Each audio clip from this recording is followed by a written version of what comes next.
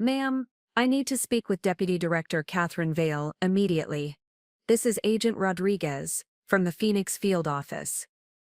That was the moment my sister Maya's world collapsed, and mine finally made sense. She had called the FBI to report what she believed was identity theft, after seeing my name on a federal document she was not supposed to access. Instead of validating her assumption that her failure sister could never achieve anything significant, Agent Rodriguez spent the next 10 minutes explaining why disturbing a deputy director during a national security briefing was a career-limiting decision. Before we jump back in, tell us where you're tuning from, and if this story touches you, make sure you're subscribed, because tomorrow I've saved something extra special for you. My name is Catherine Vale, and this is the story of how the family black sheep became the woman standing between chaos and order.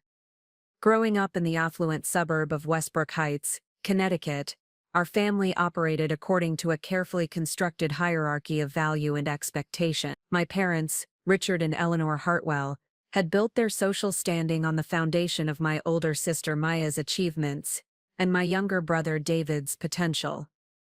I existed somewhere in the uncomfortable middle space, neither the golden child nor the baby who could do no wrong. Maya had followed the prescribed path with mathematical precision. Honor roll throughout high school, acceptance to Yale University, marriage to Jonathan Pierce immediately after graduation, and the production of 2 perfectly behaved grandchildren who spent their summers at the country club my parents had joined specifically to showcase their family's success. Maya's life was a airily curated exhibition of conventional achievement that provided my parents with endless opportunities for social validation. David, 8 years younger than me, possessed the kind of natural charisma that made adults predict great things for his future before he had demonstrated any particular competence. He was the star of every school play, captain of multiple sports teams, and recipient of the kind of automatic encouragement that some children learn to expect as their birthright. I was the one who asked too many questions,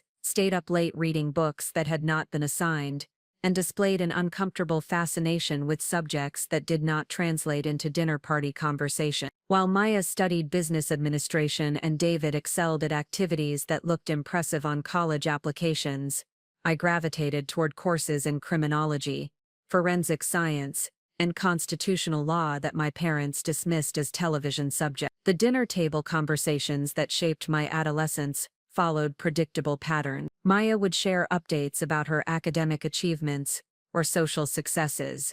David would describe his latest triumph in athletics or theater, and I would listen while my parents praised their accomplishments and offered guidance for their continued advancement. When my turn came to speak, my interests were met with polite tolerance at best and active discouragement at worst. Catherine, my mother would say when I mentioned my fascination with criminal justice, those are very dark subjects for a young woman to pursue. Have you considered something more appropriate like education or social work? My father, a successful investment banker who measured all achievement in terms of financial return and social status, was more direct in his skepticism. Law enforcement is not a career for people from our background, Catherine.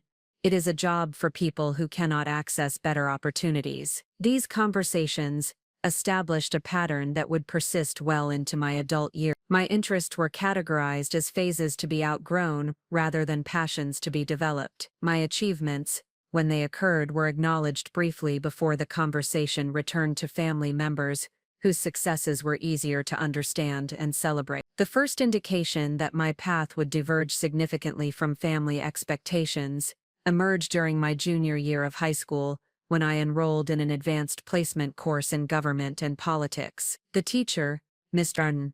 Benjamin Torres, had spent 15 years as a federal prosecutor before transitioning to education, and he brought a level of real-world insight to constitutional law that transformed abstract concepts into urgent, contemporary issues. Ms. Torres recognized something in my approach to complex legal problems that even I had not yet understood. While other students focused on memorizing precedents and procedures, I demonstrated an intuitive understanding of how legal principles applied to practical situations involving competing interests and limited information. I could analyze case studies, and identify the underlying patterns that determined why certain investigations succeeded while others failed. Catherine, Mr. Torres said after class one afternoon, have you considered pursuing a career in federal law enforcement? The question surprised me because no one had previously suggested that my interests could translate into a viable professional path. I had always assumed that my fascination with criminal justice was simply an intellectual curiosity rather than a potential career foundation. He continued,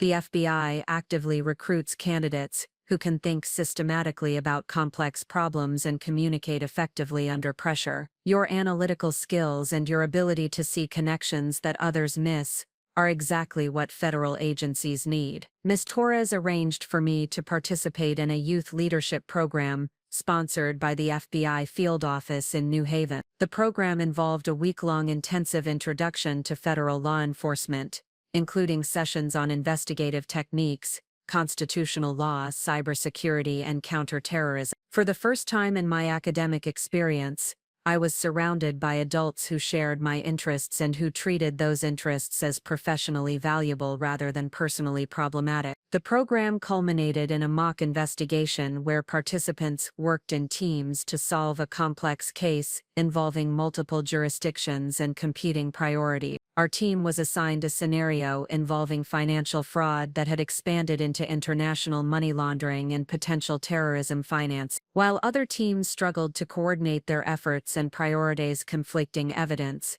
I found myself naturally assuming a leadership role that enabled our group to develop a comprehensive strategy for addressing all aspects of the case. Special Agent Maria Santos, who supervised our team during the exercise, pulled me aside afterward for a conversation that would influence every decision I made over the following decade. Catherine, she said, I have been running this program for 6 years, and I have never seen a high school student demonstrate the kind of strategic thinking you displayed today. You have the intellectual capability and the leadership instincts that federal law enforcement needs. She handed me her business card and continued, when you are ready to make decisions about college and career planning, I want you to contact me. The Bureau has scholarship programs and internship opportunities for candidates who show exceptional potential. I returned home from that week with a sense of purpose and direction that I had never previously experienced. For the first time, my interests had been validated by professionals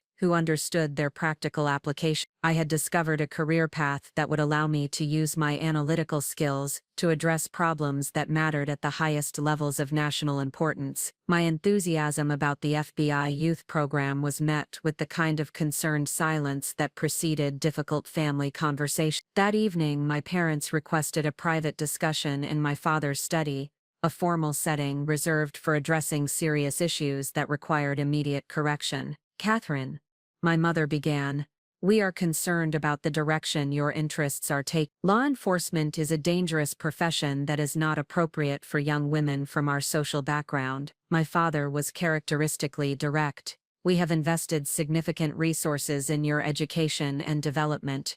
Catherine, we expect you to pursue opportunities that reflect well on our family and provide appropriate security for your future. They had researched typical career outcomes for FBI agents, and were disturbed by what they considered inadequate compensation compared to professional alternatives like medicine, law, or business. They worried about the physical dangers associated with federal law enforcement, and the social implications of a career that would make me different from other women in our community. Maya is engaged to a wonderful young man who will provide her with the kind of life she deserves, my mother explained. David is already showing interest in finance, which could lead to opportunities in your father's firm. We want you to have similar advantage. The conversation continued for over an hour, with my parents presenting alternative career paths that would be more suitable for someone with my academic capabilities and family background. They suggested pre-med programs that would lead to prestigious medical specialties,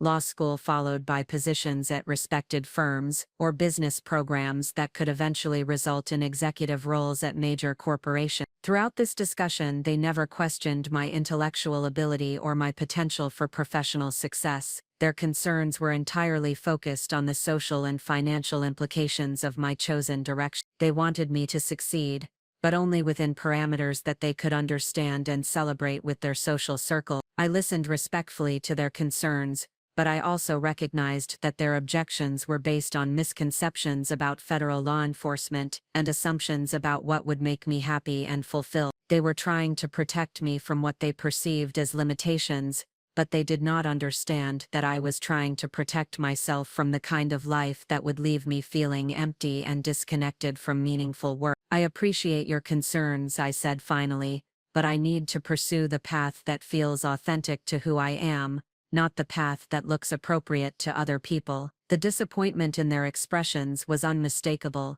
but I also detected something else. For the first time, they were realizing that I would not automatically conform to their expectations, simply because they had been clearly articulated. Preparing and narrating this story took us a lot of time, so if you are enjoying it, subscribe to our channel.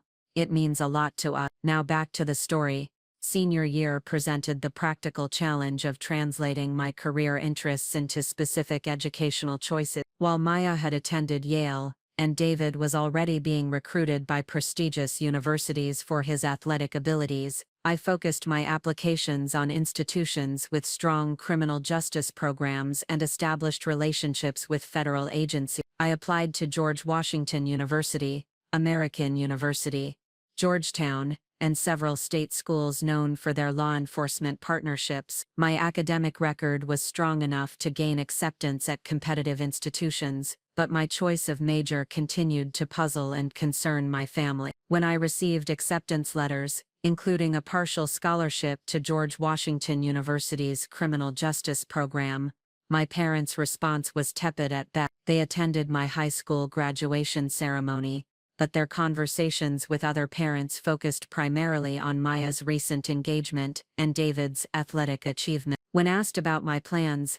they would mention that I was attending George Washington University, but would quickly change the subject before anyone could ask about my intended major. The summer before college was marked by a series of increasingly tense conversations about my decision to pursue federal law enforcement. My parents arranged meetings with family friends who worked in more conventional professions, hoping that exposure to successful lawyers, doctors, and business executives would convince me to reconsider my chosen path. These well-intentioned interventions had the opposite effect.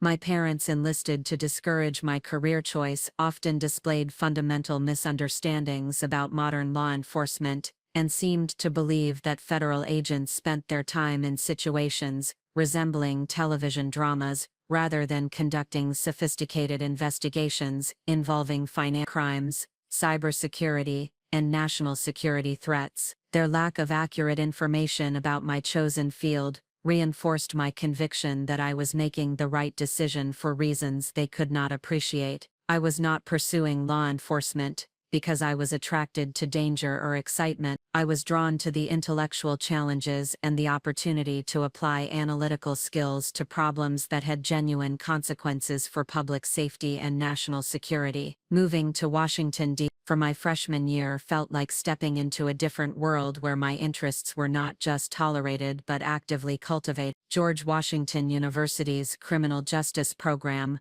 attracted students who shared my fascination with complex investigations and systemic approaches to crime prevention. For the first time in my academic career, I was surrounded by peers who asked sophisticated questions about constitutional law, forensic science, and federal jurisdiction, rather than treating these subjects as curiosity. My professors had extensive experience in federal agencies, and they structured their courses around real case studies that demonstrated how theoretical knowledge applied to practical investigation. I learned about the evolution of federal law enforcement capabilities, the coordination challenges involved in multi-jurisdictional cases, and the technological innovations that were transforming how agents gathered and analyzed evidence. More importantly, I began to understand that federal law enforcement had evolved far beyond the stereotypes that shaped my parents' concern. Modern FBI operations involved sophisticated financial investigations,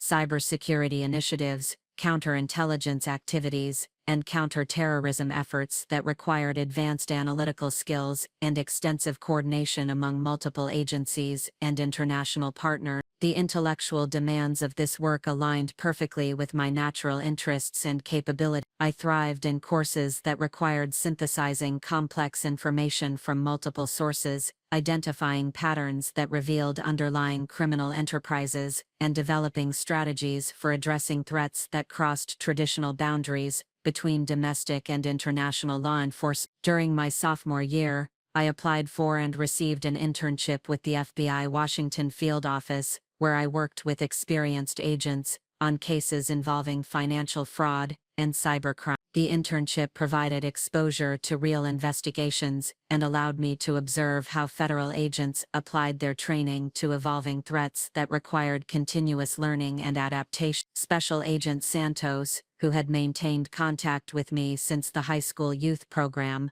served as my mentor during this internship. She helped me understand the career progression opportunities within the Bureau and the various specializations that would allow me to focus my expertise on areas that matched my particular interests and skills. "Catherine," she told me during one of our regular mentoring sessions, "you have the analytical capability and the leadership potential to advance rapidly within the Bureau, but you need to understand that success in federal law enforcement requires more than technical competence. You need to develop the communication skills and political awareness that will allow you to work effectively with diverse partners and stakeholders." My increasing enthusiasm for my studies and internship experience corresponded with a growing distance from my family, who struggled to understand why I was choosing a path that seemed to lead away from the conventional markers of success they value. Phone calls home became brief and focused on practical matters, rather than meaningful discussions about my academic progress or professional development. When I described my internship experiences, or shared excitement about particularly interesting cases I had observed, my family's responses were polite, but clearly uncomfortable. They seemed to worry that my exposure to criminal investigations and federal law enforcement operations was somehow changing me in ways they could not predict or control. Maya, who had married Jonathan during my sophomore year, was particularly vocal about her concerns regarding my career choice. During family gatherings, she would make comments about wanting me to find a profession that would allow me to meet appropriate men and build the kind of family life she considered normal and desirable. "Catherine," she said during one particularly difficult Thanksgiving dinner, "you are so smart and capable. I just worry that you are limiting your options by focusing on such a specialized field. Most people do not understand what FBI agents actually do, and that could make dating and social relationships more complicated." My parents nodded in agreement, clearly relieved that Maya had articulated concerns they shared,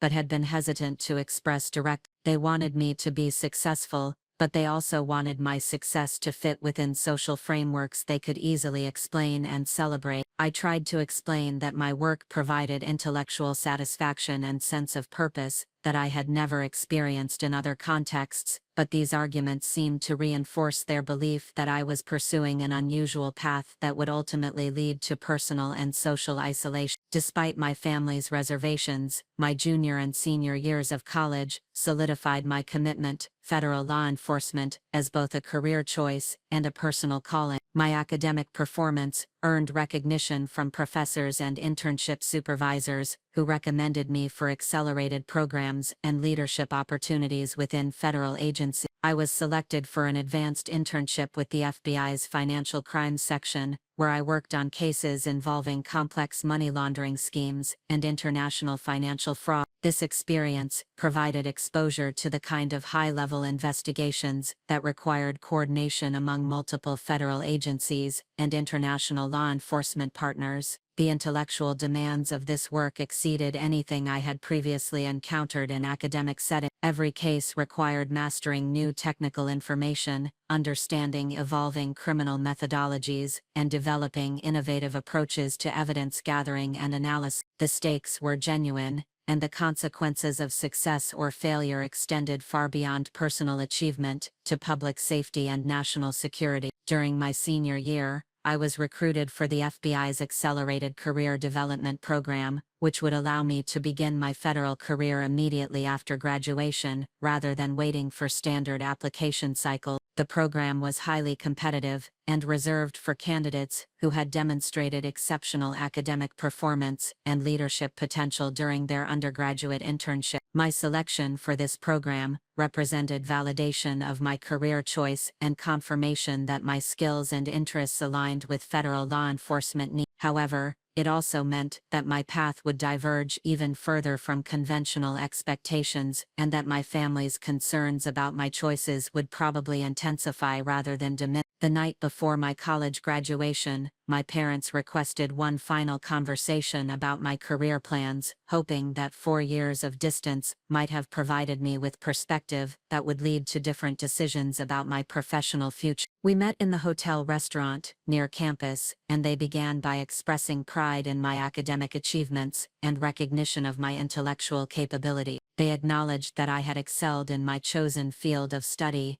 and that I had earned opportunities that reflected well on my dedication and competence. "Catherine," my father said, "we want you to know that we are proud of what you have accomplished. You have always been exceptionally bright, and your professors clearly recognize your potential." My mother continued, "We are not questioning your ability to succeed in federal law enforcement. We simply want to make sure you have considered all of your options before committing to a path that will be difficult to change later." They had researched alternative career paths that would allow me to use my criminal justice education in different contexts. Corporate security positions that offered higher compensation and more conventional work environments, legal careers that would provide social status and financial security, consulting opportunities that would allow me to apply my analytical skills to business problems rather than criminal investigation. I listened carefully to their suggestions, recognizing that their concerns came from genuine love and desire to protect me from what they perceived as unnecessary challenges and limitations. They were not trying to undermine my confidence or dismiss my capability. They were trying to guide me toward what they believed would be a more secure and socially acceptable future. "I understand your concerns," I replied, "and I appreciate that they come from wanting what is best for me. But I need you to understand that what you consider limitations, I consider opportunities to do work that matters in ways that most careers cannot provide." I tried to explain that federal law enforcement offered intellectual challenges and opportunities for positive impact that I had not found in any other field. I described the satisfaction of working on cases that protected people from sophisticated criminal enterprises, and the sense of purpose that came from contributing to national security in measurable ways. My parents listened politely, but I could see that my explanations did not address their fundamental concerns about my choice to pursue a career that would make me different from other women in our social circle, and that would not provide the conventional markers of success they valued for their children. The conversation ended with mutual expressions of love and respect, but also with the understanding that we had reached an impasse that would probably persist indefinitely. They would continue to hope that I would eventually choose a more conventional path, and I would continue to pursue the career that felt authentic to my interest and capability. As I prepared for graduation and the beginning of my FBI career, I carried both excitement about my professional future and sadness about the distance that my choices had created between me and my family. I hoped that time and success would eventually help them understand that I had chosen wisely, but I also accepted that their approval might never come. The woman who walked across the stage to receive her diploma was fundamentally different from the uncertain high school student who had first discovered her interest in federal law enforcement. I had developed confidence in my analytical abilities, clarity about my professional goals, and determination to pursue meaningful work regardless of external expectations or conventional definitions of success. Tomorrow's chapter will reveal how this foundation was tested when I entered the FBI Academy and discovered that earning respect from family members was only the first challenge in a career that would demand everything I had learned and more than I yet understood about leadership, sacrifice, and the price of protecting others. The FBI Academy at Quantico represented more than a career transition. It served as the crucible where theoretical knowledge would be forged into practical capability under conditions designed to test every assumption about personal limitations and professional potential. The 20-week program would determine whether my academic achievements could translate into operational effectiveness in an environment where failure carried consequences far beyond disappointing grades. My arrival at Quantico in September following graduation marked the beginning of the most demanding educational experience I had ever encountered. The academy housed 48 new agent trainees in my class, each selected from thousands of applicants, based on academic excellence, physical capability, psychological stability, and demonstrated leadership potential. These individuals represented the culmination of rigorous screening processes that had eliminated 90% of interested candidates before they reached this point. The diversity of backgrounds among my fellow trainees provided immediate insight into the FBI's evolving recruitment strategies and operational requirements. Former military officers brought tactical experience and discipline developed through combat deployment. Attorneys contributed sophisticated understanding of constitutional law and federal jurisdiction. Computer scientists offered expertise in cybersecurity and digital forensics. Accountants possessed specialized knowledge of financial crimes and white-collar investigation. Each trainee had been selected for specific capabilities that would enhance the Bureau's capacity to address contemporary threats. My background in criminal justice and analytical problem-solving positioned me within this group as someone whose strengths lay in synthesizing complex information and identifying patterns that revealed underlying criminal enterprises. The challenge would be demonstrating that these academic capabilities could function effectively under the physical and psychological pressures that characterized real federal operations. The Academy's physical fitness requirements extended far beyond basic health and conditioning standards. Trainees were expected to develop the cardiovascular endurance, functional strength and tactical agility necessary for operations that might require pursuing suspects through difficult terrain, maintaining alertness during extended surveillance, or performing effectively while wearing heavy protective equipment under stressful conditions. My preparation for these demands had begun months before arriving at Quantico,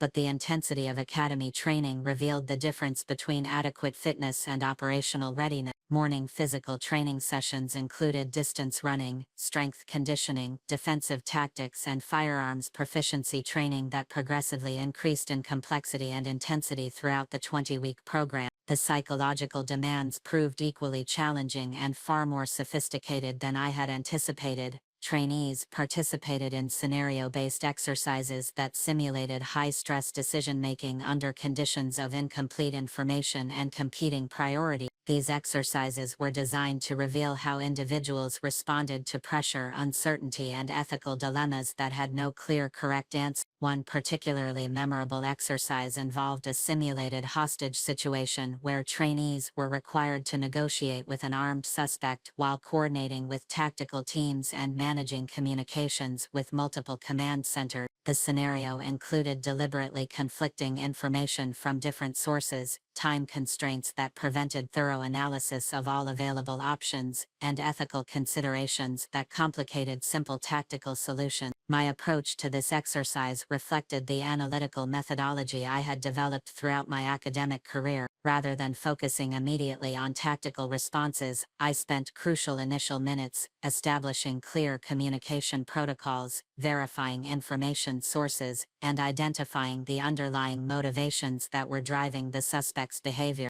This systematic approach enabled me to develop a negotiation strategy that addressed the suspect's actual concerns rather than simply responding to immediate threats. The exercise concluded successfully when the suspect surrendered without violence, but the debriefing session revealed that my methodical approach had impressed instructors while generating mixed reactions from fellow trainees. Some recognized the value of thorough analysis under pressure, while others worried that my deliberate decision-making process might be too slow for situations requiring immediate tactical responses. Special Agent Martinez, who supervised this particular exercise, provided feedback that would influence my understanding of leadership development throughout my career. he explained that effective federal agents needed to balance analytical thoroughness with operational decisiveness, and that the most successful investigators learned to compress their decision-making process without sacrificing analytical rigor. Agent Vale, he said, your systematic approach to complex problems is exactly what the Bureau needs for sophisticated investigations. The challenge will be learning to apply that same analytical capability under time constraints that do not allow for complete information gathering.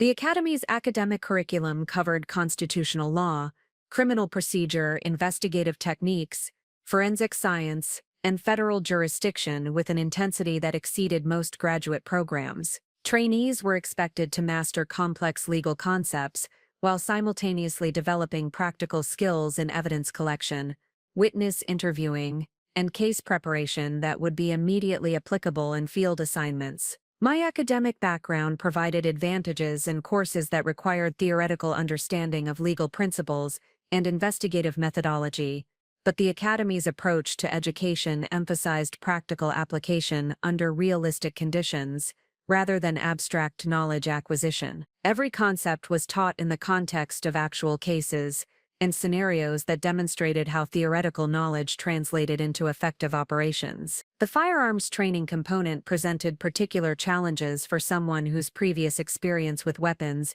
had been limited to academic study of ballistics and forensic evidence analysis. The Academy's marksmanship requirements were rigorous and non-negotiable, reflecting the reality that FBI agents must be prepared to use deadly force in situations where their lives or the lives of others were threatened. I approached firearms training with the same systematic methodology that had served me well in academic settings, working with instructors to understand the mechanical principles underlying accuracy and safety, while developing the muscle memory necessary for effective performance under stress. This process required hundreds of hours of practice and multiple iterations of proficiency testing before I achieved the standards required for graduation. The legal studies curriculum proved more aligned with my existing strengths, as it built upon the constitutional law foundation I had developed during my undergraduate education. However, the Academy's approach to legal instruction emphasized practical application in field conditions,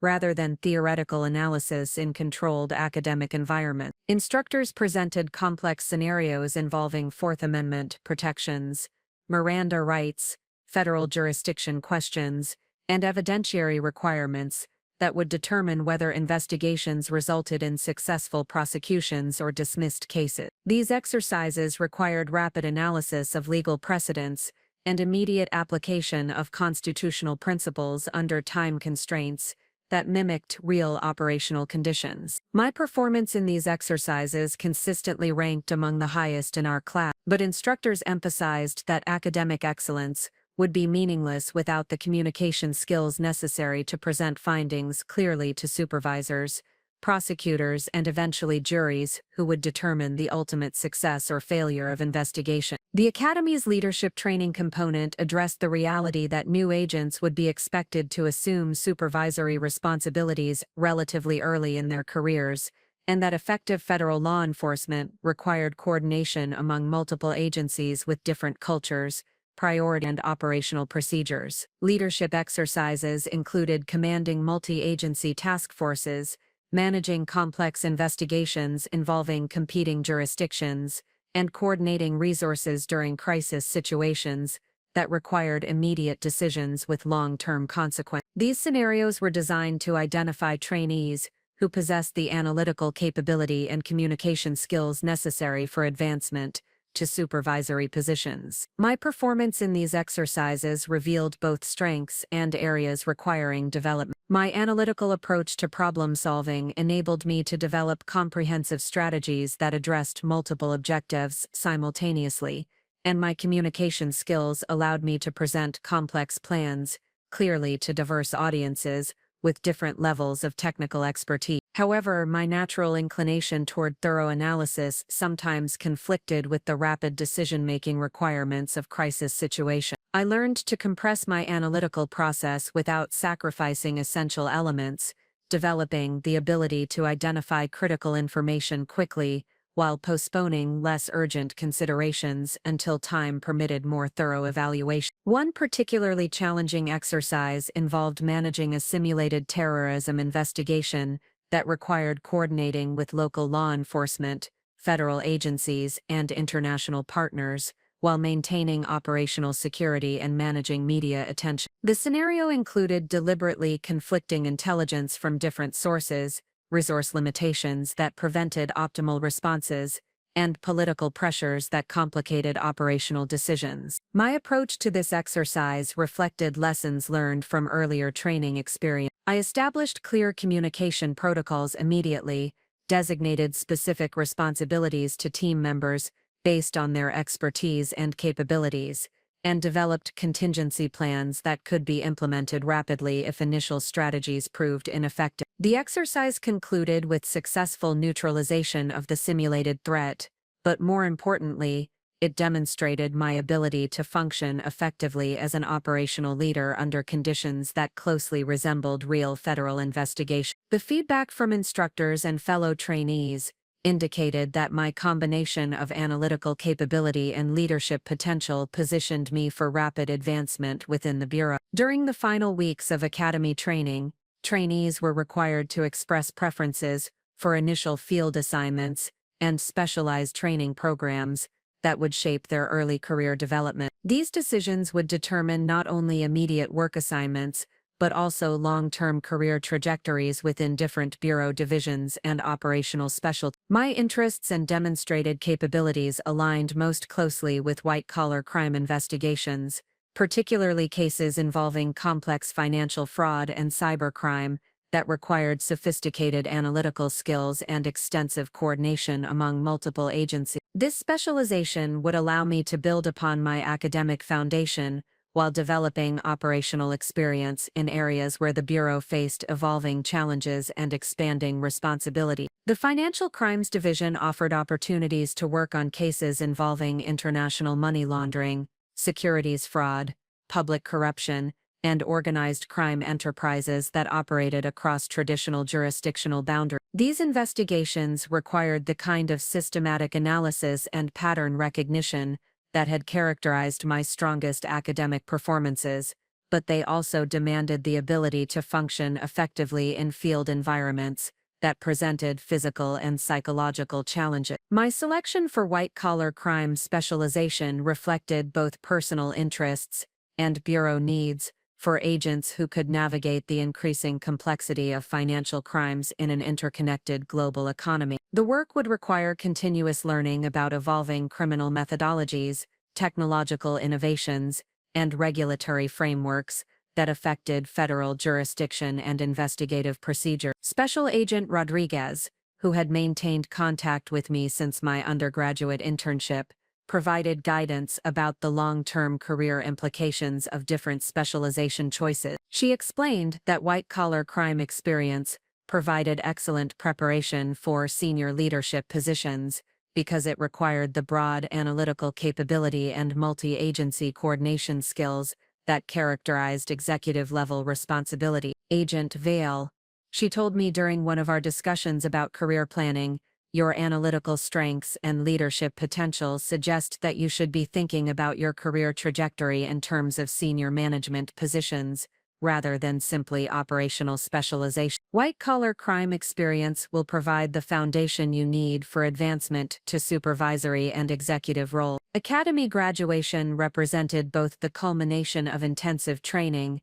and the beginning of practical application in field assignments, where theoretical knowledge would be tested under operational conditions. My academic performance throughout the program had consistently ranked in the top 5% of our class, and my leadership exercises had demonstrated capabilities that instructors considered indicative of future advancement potential. The graduation ceremony included recognition for academic excellence, physical fitness achievement, and leadership development, with awards presented to trainees who had distinguished themselves in different aspects of the comprehensive training program. I received the Academic Excellence Award for maintaining the highest grade point average throughout the 20-week curriculum and I was selected for the Leadership Development Award based on performance in scenario-based exercises. More significantly, I was invited to participate in the Bureau's Accelerated Career Development Program, which provided additional training opportunities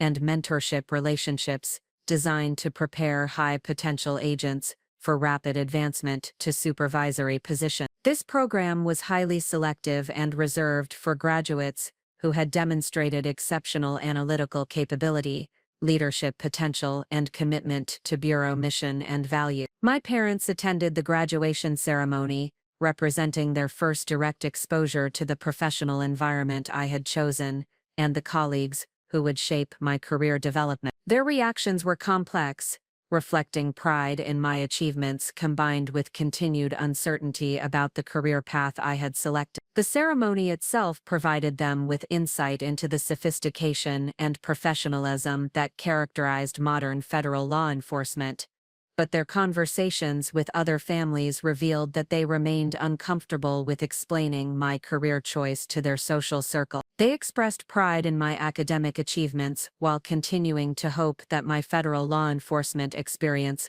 would eventually lead to opportunities in more conventional professional settings. My initial field assignment to the FBI's Washington field office reflected both my demonstrated capabilities and the Bureau's strategic priorities for addressing evolving threats in the national capital region. The Washington field office handled some of the most complex and politically sensitive investigations in the federal system, requiring agents who could function effectively under intense scrutiny while maintaining the analytical rigor necessary for successful prosecution. My assignment to the Financial Crimes Unit aligned with my specialization training and provided opportunities to work on cases involving public corruption, securities fraud, and international money laundering that required sophisticated investigative techniques and extensive coordination with other federal agents. These cases would test every aspect of my academy training while providing exposure to the kinds of high-level investigations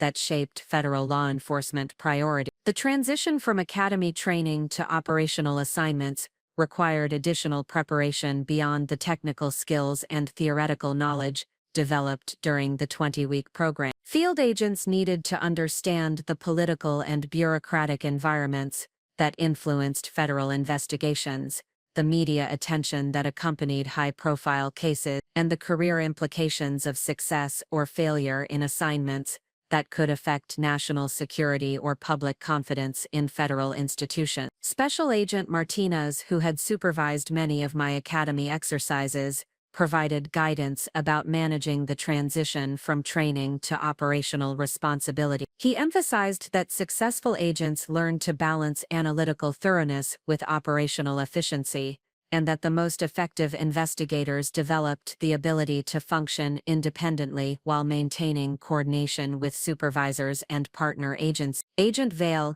he explained, your academy performance indicates that you have the technical capability and leadership potential for significant advancement within the Bureau. The challenge will be translating those capabilities into operational success in field assignments where the stakes are real and the margin for error is minimal. He continued, remember that every case you work will be evaluated, not only for immediate outcomes, but also for your development of the skills and judgment necessary for future responsibility. The Bureau is investing in your long-term potential, and your early assignments will determine whether that investment leads to the leadership positions you are capable of achieving. The intensity of academy training and the demands of preparing for field assignments had created additional distance between me and my family, who struggled to understand why I was choosing a career that seemed to require such significant personal sacrifices for uncertain professional reward. Their concerns focused not only on the physical dangers associated with federal law enforcement, but also on the social and financial implications of a career that they could not easily explain or celebrate. Maya,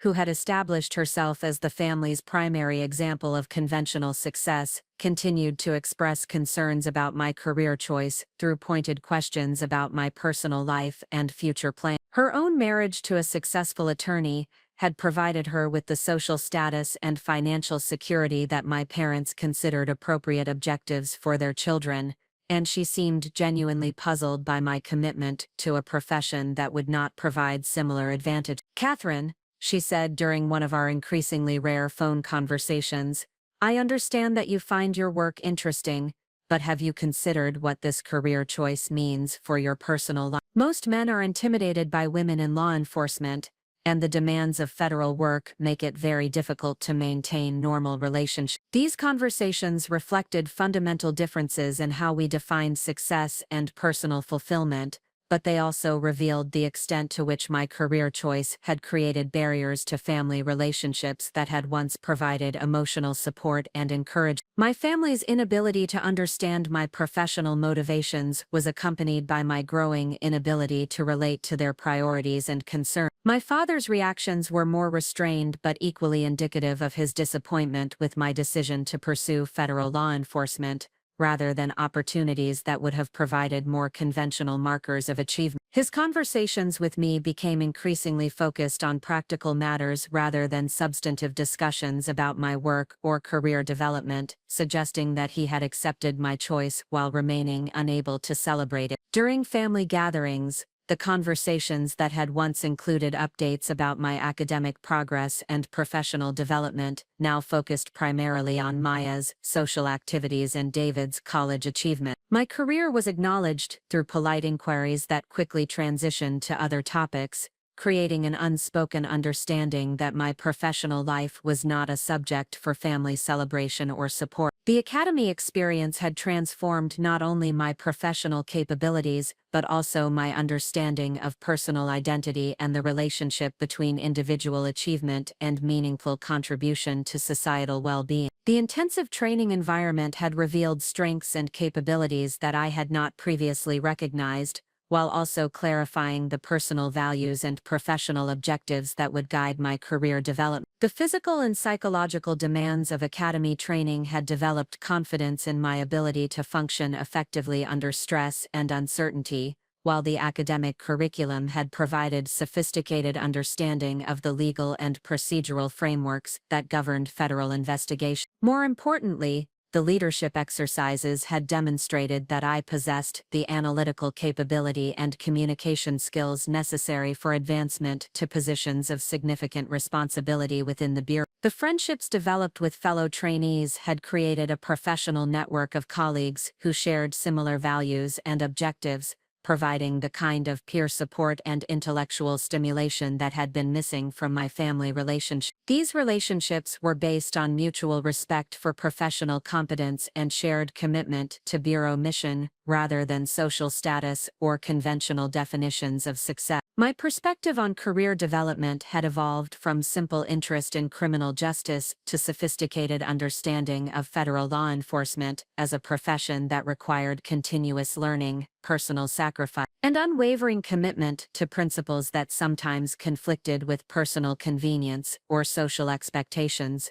This transformation reflected not only professional maturation, but also personal growth that would influence every aspect of my future development. As I prepared to begin my first field assignment, I carried both excitement about the opportunities ahead and realistic understanding of the challenges that would test every aspect of my academy training. The foundation had been established for a career that would demand everything I had learned and more than I yet understood about leadership, sacrifice, and the price of protecting others from threats they would never see or fully comprehend. The young woman who had graduated from the FBI Academy was fundamentally different from the college student who had first committed to federal law enforcement despite family objections. I had developed the technical skills, analytical capability, and personal confidence necessary for success in complex investigations, but more importantly, I had discovered a sense of purpose and professional identity that would sustain me through the challenges that lay ahead. Tomorrow's chapter will reveal how this foundation was tested when I encountered my first major case and discovered that academy training was only the beginning of an education that would continue throughout a career dedicated to protecting national security and public safety. The FBI Washington Field Office occupied a position of unique significance within the federal law enforcement hierarchy, serving as the operational center for investigations that frequently carried national security implications and attracted intense political scrutiny.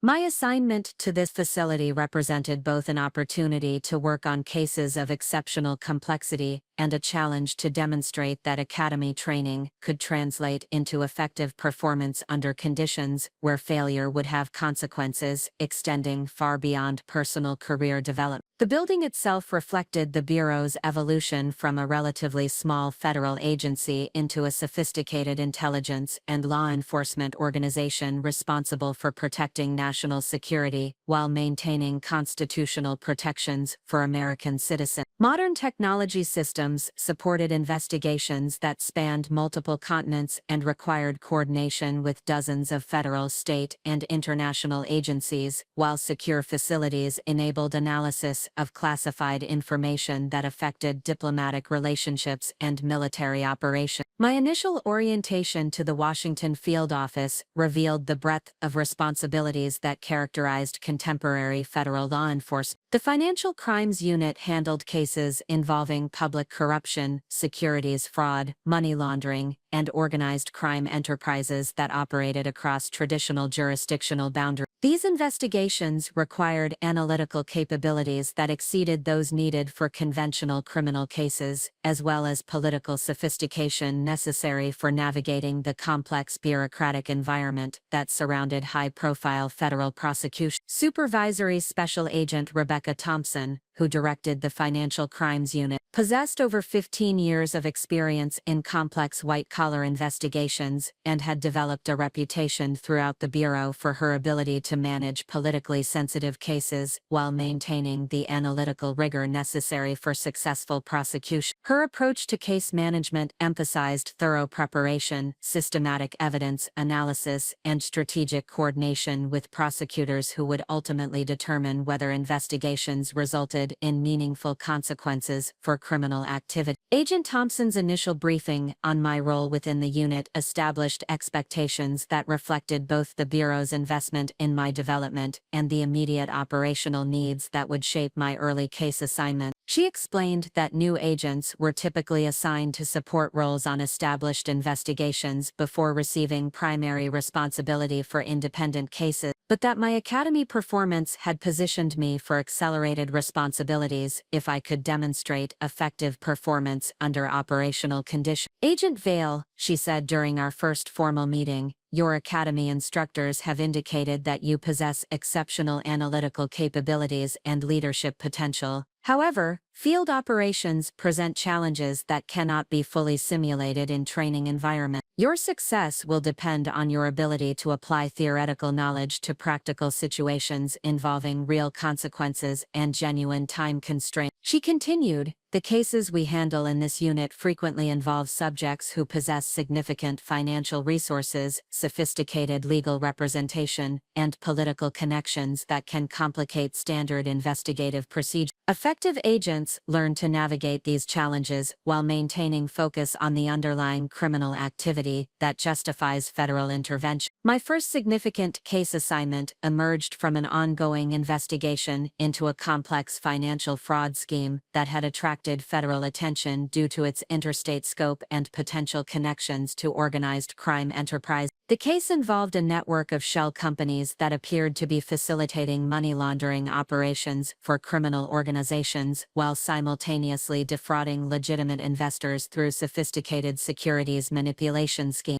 The investigation had been initiated 6 months earlier when the Securities and Exchange Commission identified suspicious trading patterns that suggested coordinated market manipulation involving multiple publicly traded companies. Initial analysis had revealed a web of interconnected entities that obscured the true ownership structure of the companies involved while facilitating the movement of illicit funds through traditional banking systems. Special Agent Michael Rivera, who served as the primary case agent, developed substantial evidence regarding the mechanics of the fraud scheme, but required additional analytical support to identify the individuals responsible for coordinating the criminal enterprise and to trace the flow of funds through the complex network of financial institutions and offshore entities that had been established to conceal the illegal activity. My assignment to support this investigation reflected both my demonstrated analytical capabilities and the Bureau's recognition that complex financial crimes required investigators who could synthesize information from multiple sources while identifying patterns that revealed underlying criminal structures. The case would test my ability to apply academy training to a real investigation involving sophisticated criminal activity and genuine consequences for both the subjects and the victims of the fraud scheme. Agent Rivera's initial briefing on the case provided insight into the investigative challenges that characterized modern financial crimes. The subjects had utilized legitimate business structures and established financial institutions to conceal their criminal activity, making it difficult to distinguish between legal business operations and illegal money laundering without extensive analysis of transaction patterns and organizational relations. Agent Vale, he explained, traditional investigative techniques are often insufficient for complex financial crimes because the subjects use the legitimate financial system to conceal their illegal activity. Success requires understanding both the criminal methodologies and the regulatory frameworks that govern legitimate financial operations. He continued, "Your role will be to analyze the financial records we have obtained through court orders and to identify patterns that reveal the true nature of the relationships among the various entities involved in this scheme. This analysis will determine whether we can develop sufficient evidence to support criminal prosecutions and asset forfeiture action." The evidence collected during the initial phases of the investigation included bank records, corporate filings, trading data, communications intercepts, and surveillance reports that documented the activities of suspected subjects over an 18-month period. This information required systematic analysis to identify the connections among different entities and individuals while determining which activities constituted criminal violations that could support federal prosecution. My approach to this analytical challenge reflected the systematic methodology I had developed throughout my academic and academy training. Rather than focusing immediately on specific transactions or relationships, I began by creating comprehensive maps of the organizational structures and financial flows that characterized the entire enterprise. This process required synthesizing information from multiple sources while identifying patterns that might not be apparent when examining individual components in isolation. The initial analysis revealed several significant patterns that had not been apparent during earlier phases of the investigation.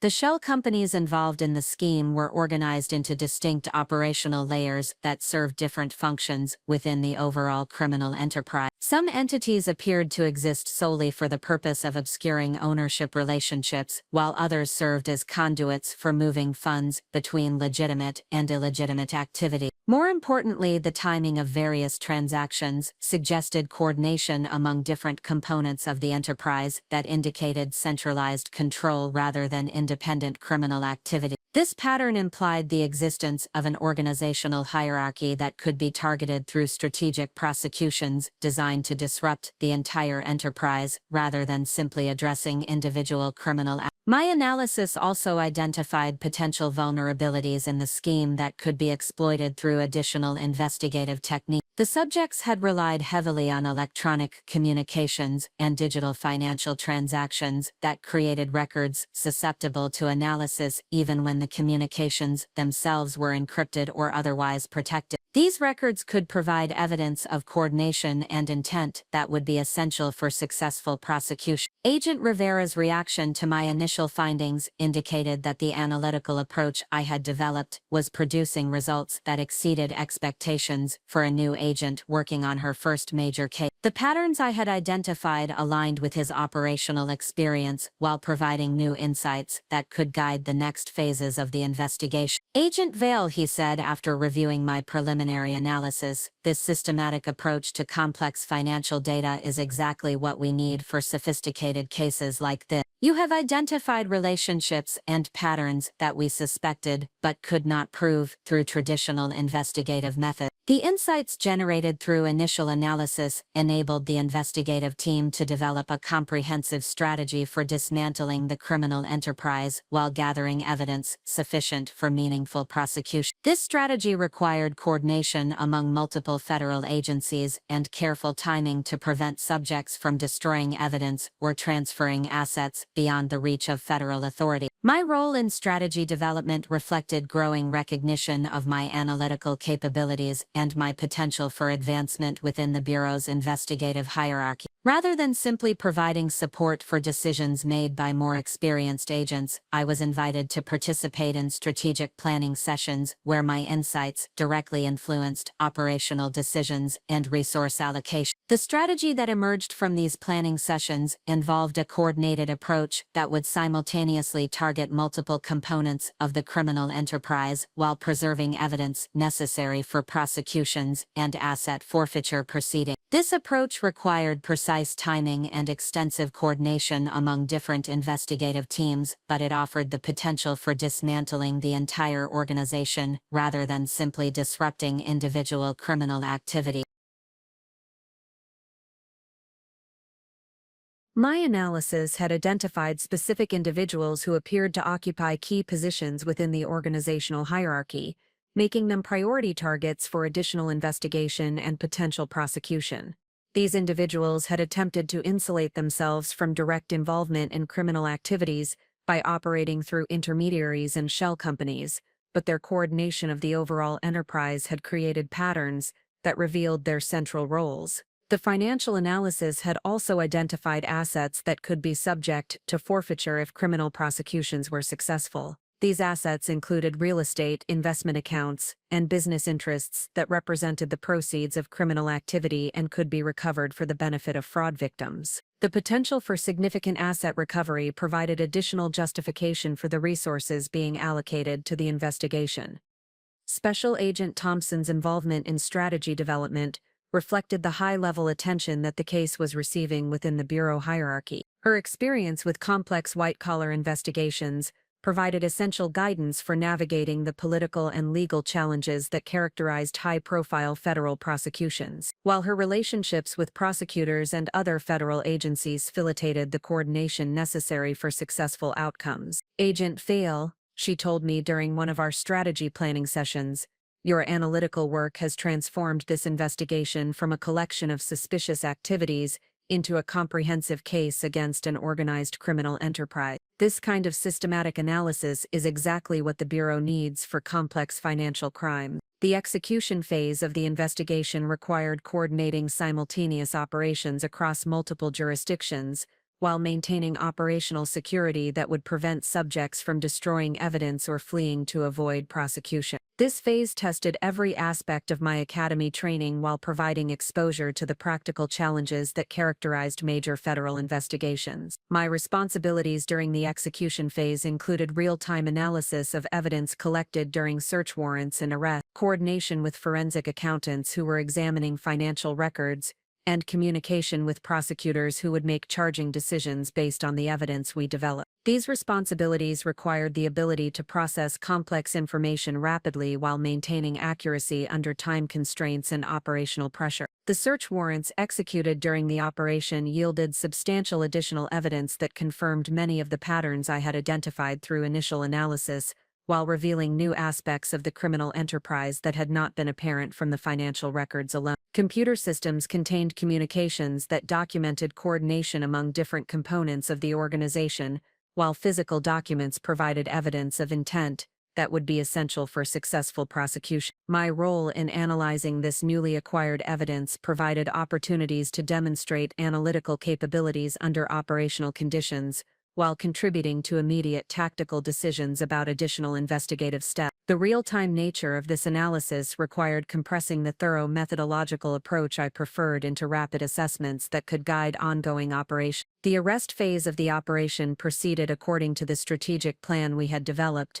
with subjects taken into custody simultaneously to prevent coordination of their responses and destruction of additional evidence. My analysis had identified the appropriate charges for each subject based on their specific roles within the criminal enterprise, enabling prosecutors to develop cases that accurately reflected the scope and severity of their criminal activity. The immediate results of the operation exceeded expectations in terms of both evidence collection and operational success. 12 individuals were arrested on charges ranging from securities fraud to money laundering, while substantial assets were seized pending forfeiture proceedings. More importantly, the operation had successfully dismantled a criminal enterprise that had been operating for several years while defrauding victims of millions of dollars. Agent Rivera's assessment of my contribution to the operation's success provided validation of the analytical approach I had developed while identifying areas for continued development. His feedback indicated that my systematic analysis had been essential for understanding the scope and structure of the criminal enterprise, while my real-time support during execution had contributed directly to operational success. Agent Vale, he said during our post-operation debriefing, your analytical work on this case represents exactly the kind of systematic thinking that complex financial crimes require. You have demonstrated the ability to process large amounts of complex information while identifying patterns that reveal underlying criminal activity. The successful conclusion of my first major case attracted attention within the Bureau hierarchy that extended beyond the Washington field office to include senior officials responsible for financial crimes policy and investigative priority. The case had demonstrated the effectiveness of systematic analytical approaches to complex white-collar crimes while providing a model for similar investigations involving organized criminal enterprise. My performance during the investigation resulted in commendations from both Agent Rivera and Supervisory Special Agent Thompson, who recommended me for accelerated advancement within the Bureau's career development program. These recommendations emphasized my analytical capabilities and operational effectiveness while identifying leadership potential that suggested suitability for supervisory responsibility. The case also provided opportunities for professional development through presentations to other Bureau units and federal agencies interested in the investigative techniques we had employed. These presentations required distilling complex analytical methods into clear explanations that could be understood and applied by investigators working on similar cases. My first presentation to a multi-agency audience took place at the FBI Academy, where I explained the systematic approach to financial analysis that had enabled us to identify the organizational structure of the criminal enterprise. The audience included experienced agents from multiple field offices as well as representatives from other federal agencies who were working on related investigations. The reception of this presentation exceeded my expectations and provided insight into the broader impact that analytical innovations could have on federal law enforcement capability. Audience questions focused on practical applications of the methodological approach, while identifying additional investigative scenarios where similar techniques might prove effective. Special Agent Martinez, who had supervised many of my academy exercises and maintained interest in my career development,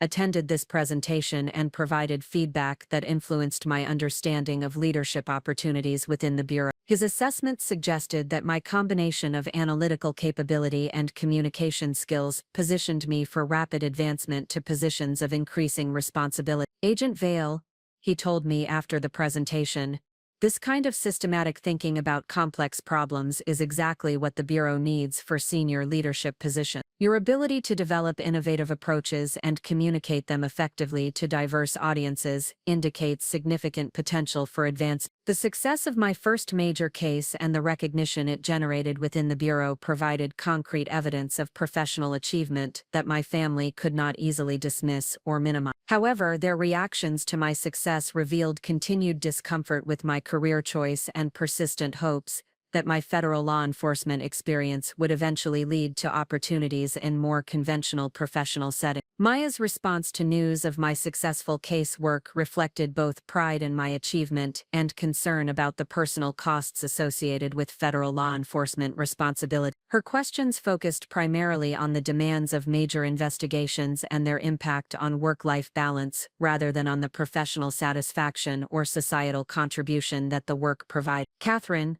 she said during one of our phone conversations, I am proud of your success, but I worry about what this kind of work is doing to your personal life. You sound different when you talk about these cases.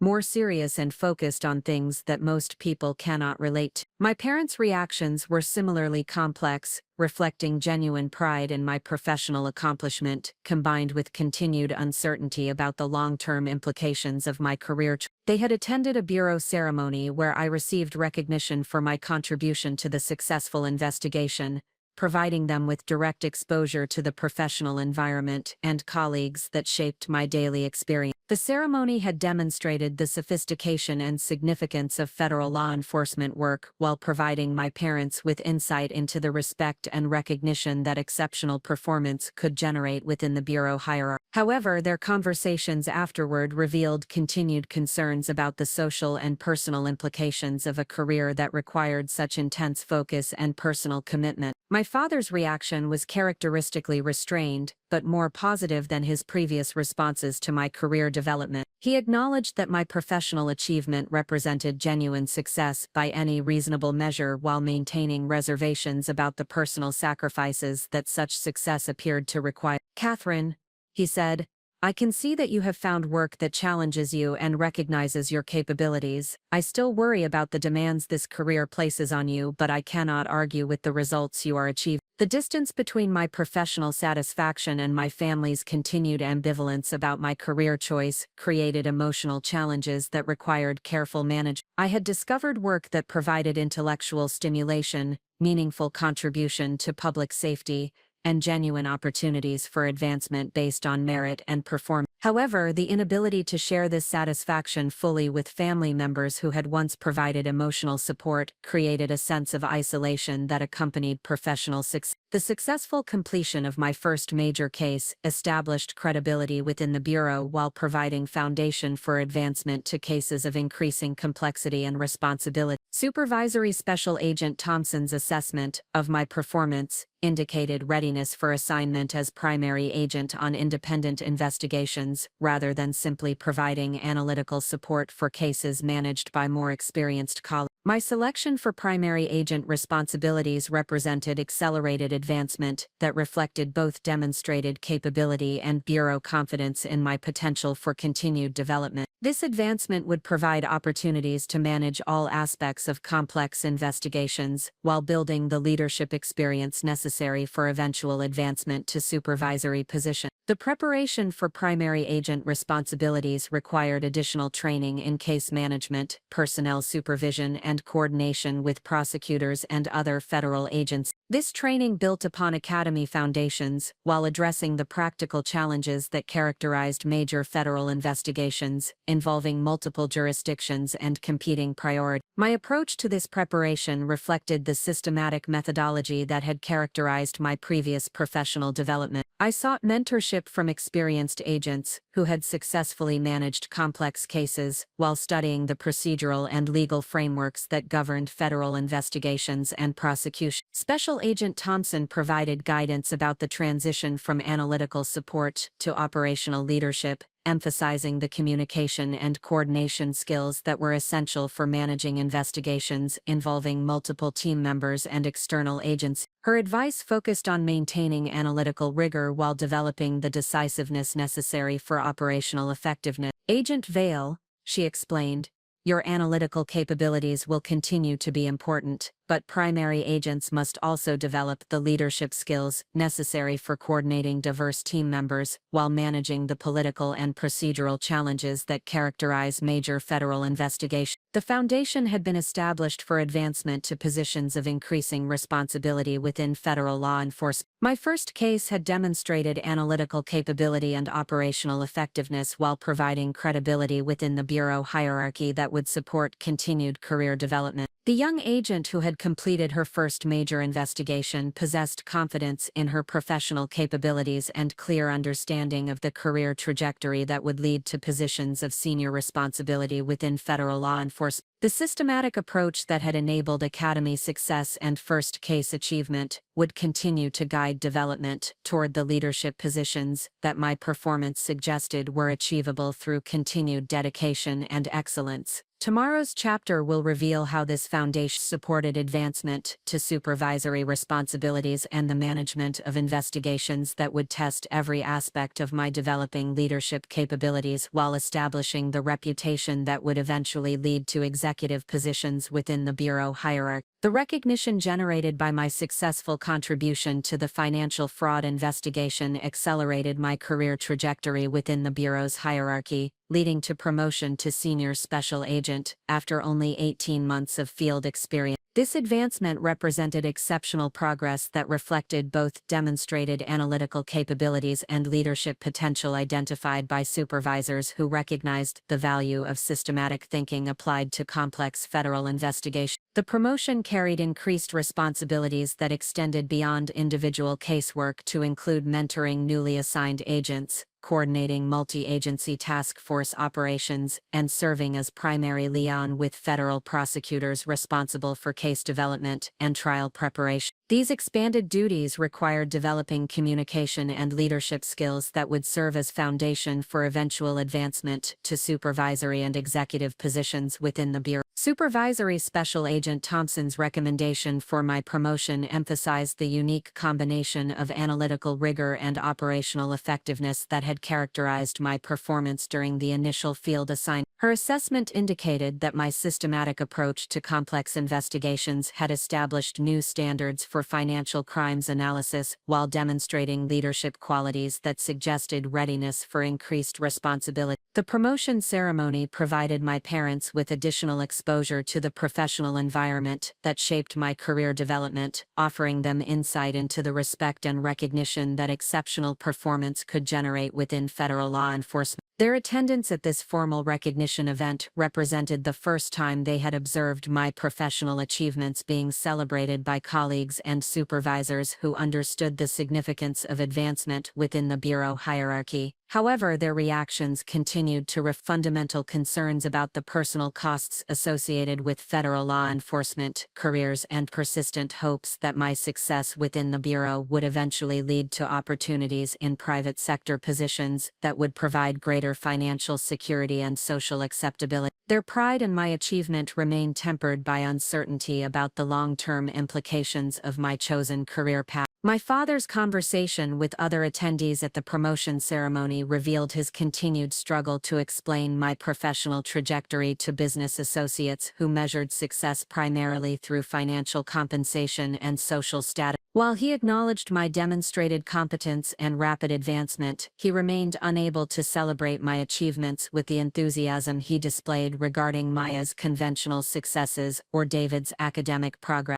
The promotion to Senior Special Agent coincided with assignment to a multi-agency organized crime task force that represented one of the Bureau's highest priority initiatives for addressing criminal enterprises that operated across traditional jurisdictional boundaries. This assignment reflected confidence in my analytical capabilities and leadership potential while providing exposure to investigations that required coordination among federal, state, and local law enforcement agencies with different priorities and operational procedures. The task force had been established to address the activities of criminal organizations that had evolved beyond traditional organized crime models to include sophisticated financial operations, international connections, and political corruption that threatened the integrity of legitimate institutions. These enterprises required investigative approaches that combined traditional law enforcement techniques with advanced analytical methods and extensive interagency cooperation. My role within the task force involved developing analytical frameworks for understanding complex criminal organizations while coordinating intelligence gathering and case development activities among participating agencies. This responsibility required translating sophisticated analytical insights into operational strategies that could be implemented by investigators with varying levels of technical expertise and different institutional priorities.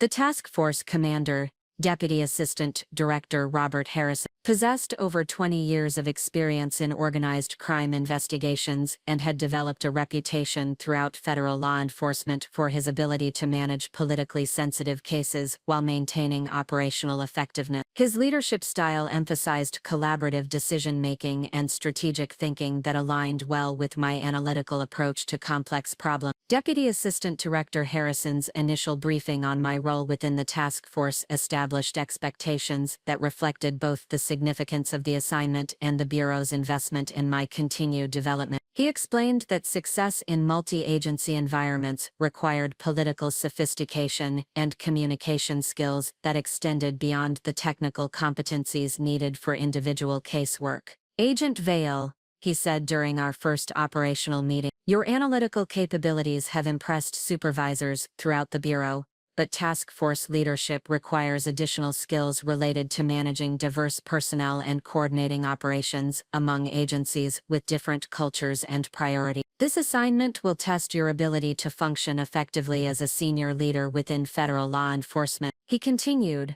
"The criminal organizations we are targeting have adapted to law enforcement pressure by developing sophisticated operational security measures and extensive corruption networks that complicate traditional investigative approach. Success requires innovative thinking and systematic coordination that can overcome these defensive measures while maintaining the legal standards necessary for successful prosecution." The primary target of the task force investigation was a criminal enterprise that had evolved from traditional organized crime activities to include complex financial operations, technology-enabled crimes, and international networks that facilitated money laundering and human trafficking. This organization presented investigative challenges that required comprehensive understanding of both criminal methodologies and legitimate business practices that were being exploited for illegal purposes. My initial analysis of available intelligence revealed a sophisticated organizational structure that had been designed to insulate senior leadership from direct involvement in criminal activities while maintaining operational control over diverse criminal enterprises. The organization had adopted compartmentalized operational procedures that limited the information available to individual members while creating redundant command structures that could continue functioning despite law enforcement pressure. The financial analysis required examining legitimate business operations that served as fronts for criminal activities while identifying the methods used to integrate illegal proceeds into legal financial systems. This analysis revealed patterns of coordination among seemingly independent businesses that indicated centralized control and strategic planning that extended beyond traditional organized crime models. The technology components of the organization's operations included sophisticated communication security, digital currency transactions, and cybercrime activities that required collaboration with Bureau specialists who possessed technical expertise beyond my analytical background. This collaboration provided opportunities to develop understanding of emerging criminal methodologies while contributing analytical insights that enhanced technical investigation. My systematic approach to understanding the target organization involved creating comprehensive organizational charts that documented relationships among different components while identifying potential vulnerabilities that could be exploited through strategic investigation. This analysis required synthesizing information from multiple sources while developing hypotheses about organizational structure and operational procedures that could guide additional intelligence gathering efforts. The intelligence analysis revealed several significant vulnerabilities in the organization's defensive measures that could support successful law enforcement operations. The compartmentalized structure that protected senior leadership also created communication bottlenecks that could be exploited through targeted surveillance and intelligence gathering. The organization's reliance on legitimate business fronts created financial records that were susceptible to analysis despite efforts to obscure the true nature of transactions.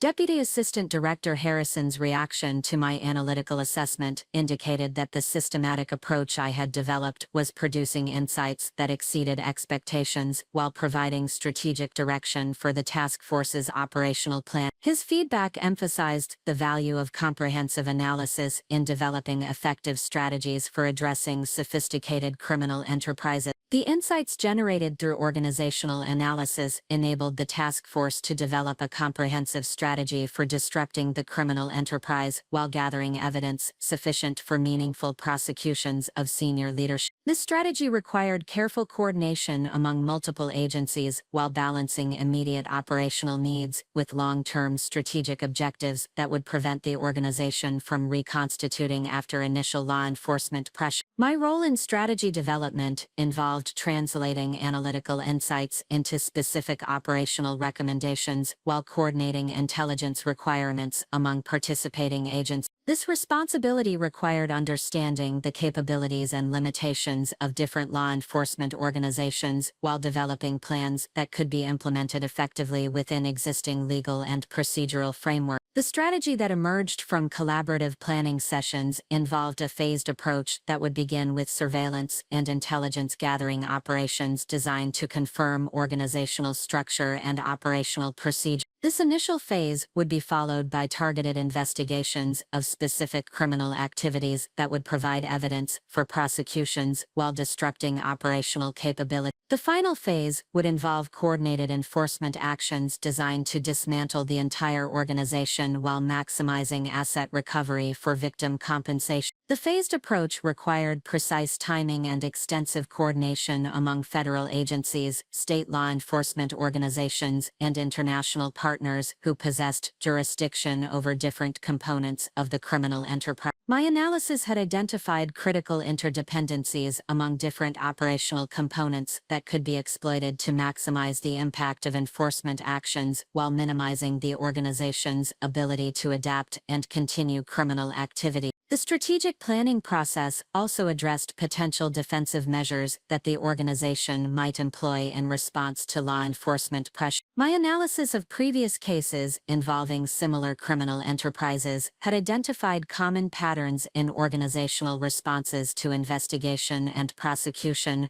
enabling the task force to develop contingency plans for maintaining operational effectiveness despite subject countermeasures. Special Agent Martinez, who had maintained interest in my career development since academy graduation, participated in several strategy planning sessions as a consultant on organized crime investigative techniques. His experience provided essential guidance for anticipating challenges while validating the innovative approaches that were being developed through systematic analysis of organizational vulnerability. Agent Vale, he told me during one of our planning sessions, your analytical framework for understanding complex criminal organizations represents exactly the kind of systematic thinking that federal law enforcement needs for addressing modern threats. This approach could serve as a model for similar investigations involving sophisticated criminal enterprise. The implementation of the operational strategy required establishing an intelligence team responsible for coordinating information gathering activities among participating agencies while maintaining analytical capabilities necessary for real-time assessment of investigative development. My assignment as intelligence team leader represented the first significant leadership responsibility of my career and provided opportunities to develop management skills that would be essential for advancement to supervisory positions.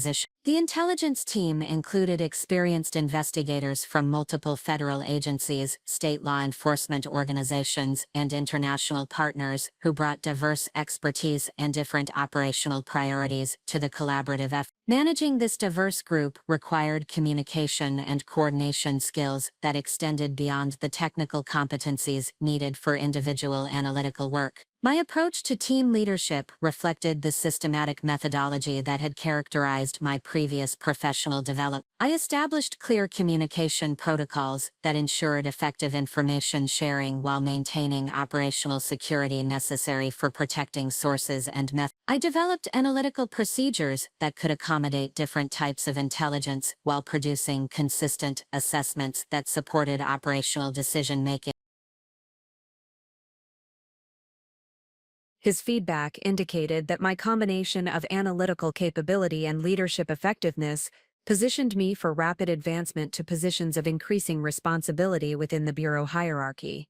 Agent Vale, he said during our mid-operation assessment meeting, your leadership of the intelligence team has exceeded expectations while demonstrating the kind of collaborative approach that complex investigations require. You have developed the management skills and strategic thinking that senior positions within the Bureau demand. 6 months into the task force operation, the intelligence team's systematic analysis identified a critical vulnerability in the target organization's operational security that created opportunities for decisive law enforcement action. The breakthrough emerged from pattern recognition that revealed coordination among seemingly independent criminal activities that indicated centralized planning and resource allocation by senior leadership. The discovery involved analysis of financial transactions that appeared routine when examined individually, but revealed suspicious patterns when evaluated systematically across multiple accounts and time periods. My analytical framework had identified these patterns by applying advanced data analysis techniques to comprehensive transaction records obtained through court-authorized financial surveillance. The breakthrough analysis revealed that the organization's senior leadership had maintained operational control through a sophisticated communication and coordination system that relied on legitimate business transactions to convey instructions and transfer resources. This system had been designed to appear normal to casual observation while enabling centralized management of diverse criminal enterprises. The intelligence team's assessment of this discovery indicated that the communication system represented a strategic vulnerability that could be exploited to gather evidence of senior leadership involvement while disrupting organizational coordination capabilities. The analysis also revealed that timing was critical because the organization was implementing security upgrades that would eliminate this vulnerability within a matter of weeks. My recommendation to Deputy Assistant Director Harrison emphasized the need for immediate action to exploit this intelligence breakthrough while the opportunity remained available. The recommendation required accelerating planned operations while maintaining coordination among multiple agencies and ensuring adequate legal preparation for successful prosecution. The decision to accelerate operations based on my analytical assessment represented a significant test of the credibility and leadership reputation I had established within the task force. The recommendation required supervisors to allocate substantial resources and accept increased operational risks based on analytical conclusions that had not been independently verified through traditional investigative methods. Deputy Assistant Director Harrison's decision to authorize accelerated operations reflected confidence in my analytical capabilities while demonstrating the practical value of systematic intelligence analysis for operational decision-making. His authorization included commendations for innovative thinking and strategic leadership that contributed to task force effectiveness. Agent Vale, he told me during the operational briefing,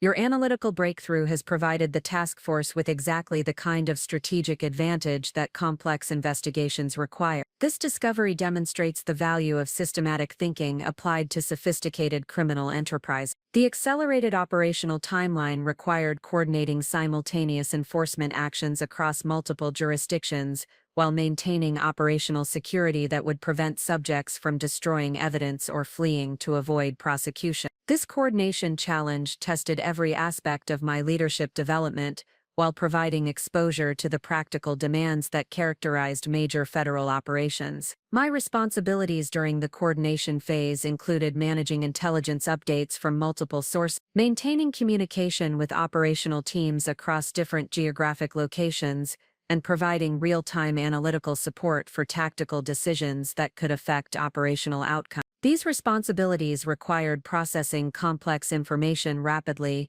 while maintaining accuracy under time constraints and operational pressure.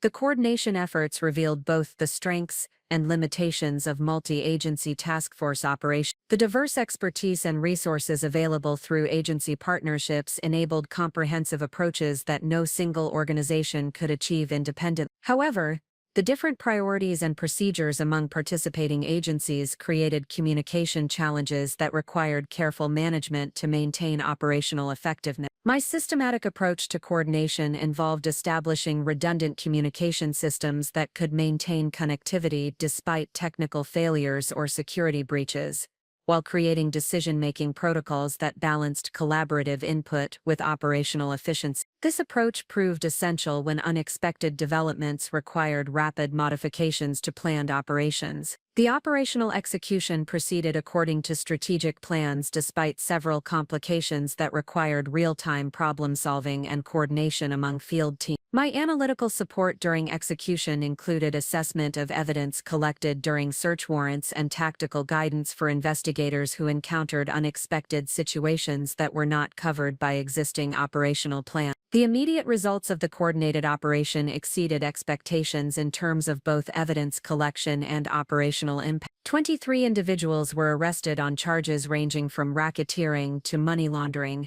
while substantial assets were seized and significant operational capabilities were disrupted. More importantly, the operation had successfully dismantled the organizational structure that had enabled the criminal enterprise to operate effectively across multiple jurisdictions. My contribution to operational success attracted recognition from participating agencies and senior bureau officials who acknowledged the analytical innovations and leadership effectiveness that had contributed to achieving strategic objectives. This recognition established credibility within the broader federal law enforcement community while providing foundation for advancement to senior management positions. The successful conclusion of the Organized Crime Task Force operation generated recognition within the Bureau hierarchy that positioned me for advancement to supervisory positions significantly ahead of normal career progression timeline. The combination of analytical innovation and operational leadership had demonstrated capabilities that senior officials considered essential for addressing evolving threats to national security and public safety. My performance during the task force operation resulted in recommendations for assignment to the Bureau's Senior Executive Service Preparation Program,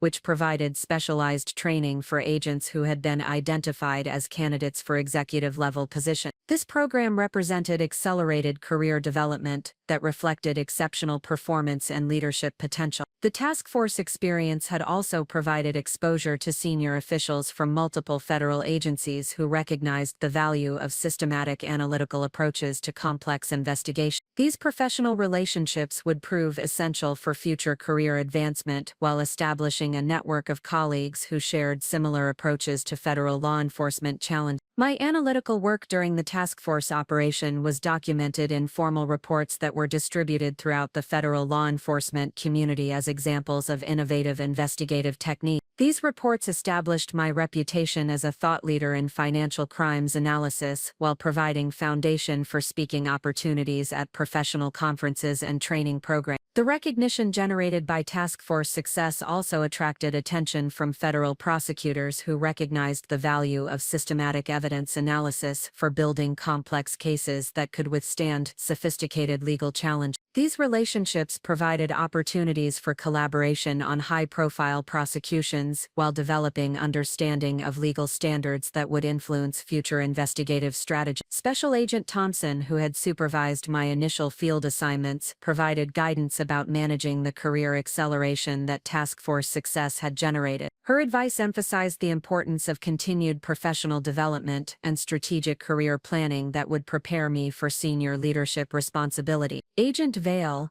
she told me during our career planning discussion, your task force performance has established you as one of the Bureau's most promising senior leaders. However, advancement to executive positions requires additional skills related to policy development and organizational management that extend beyond operational effectiveness. The successful completion of the Organized Crime Task Force represented a milestone in my professional development that provided opportunities for reflection on the career trajectory that had emerged from initial commitment to federal law enforcement, despite family skepticism. The recognition and advancement opportunities generated by task force success validated career choices that had often required choosing professional authenticity over family expectations. The leadership experience gained through managing the intelligence team had developed confidence in my ability to coordinate diverse personnel while maintaining analytical rigor under operational pressure. These skills would prove essential for advancement to supervisory positions that required managing complex organizations while achieving strategic objectives through collaborative effort. The task force operation had also provided insight into the broader impact that federal law enforcement could achieve through systematic approaches to complex criminal enterprises. The successful dismantling of a sophisticated organization had protected countless potential victims while disrupting criminal activities that threatened legitimate institutions and community safety. My growing reputation within federal law enforcement created opportunities for influence that extended beyond individual casework to include policy development and training initiatives that could improve investigative capabilities throughout the law enforcement community. These opportunities aligned with personal values related to service and professional contribution while providing meaningful career advancement. However, the demands of senior-level responsibilities continued to create distance from family relationships that had once provided emotional support and encouragement. The successful completion of high-profile operations generated recognition